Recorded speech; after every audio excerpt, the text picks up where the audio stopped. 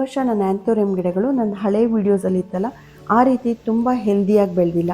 ಯಾಕೆ ಅಂತ ಹೇಳ್ತೀನಿ. ಆ್ಯಂಥೋರಿಯಂ ಗಿಡಗಳಿಗೆ ತುಂಬ ತಂಪಾದ ವಾತಾವರಣ ಇರಬೇಕು, ಹ್ಯುಮಿಡಿಟಿ ಜಾಸ್ತಿ ಇರಬೇಕು.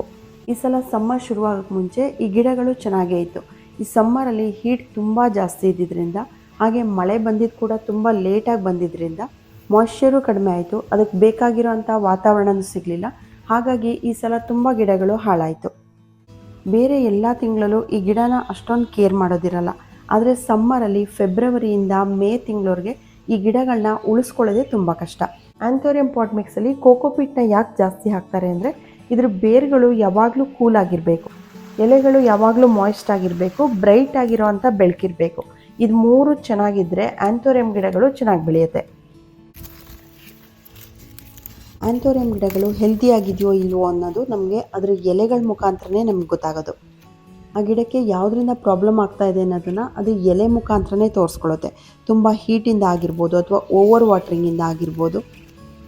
ಗಿಡಕ್ಕೆ ರೋಗ ಬಂದಿರೋದನ್ನು ಕೂಡ ಅದು ಎಲೆ ಮುಖಾಂತರನೇ ತೋರಿಸುತ್ತೆ. ಗಿಡಕ್ಕೆ ಅಗತ್ಯಕ್ಕಿಂತ ಜಾಸ್ತಿ ಬಿಸಿಲು ಬೀಳ್ತಾ ಇದ್ದರೆ ಎಲೆ ಸೈಡಿಂದ ಈ ರೀತಿ ಬ್ರೌನ್ ಆಗ್ತಾ ಬರುತ್ತೆ. ನೀರು ಜಾಸ್ತಿ ಆದರೆ, ಓವರ್ ವಾಟ್ರಿಂಗ್ ಆದರೆ ಎಲೆ ಪೂರ್ತಿ ಯೆಲ್ಲೋ ಆಗುತ್ತೆ.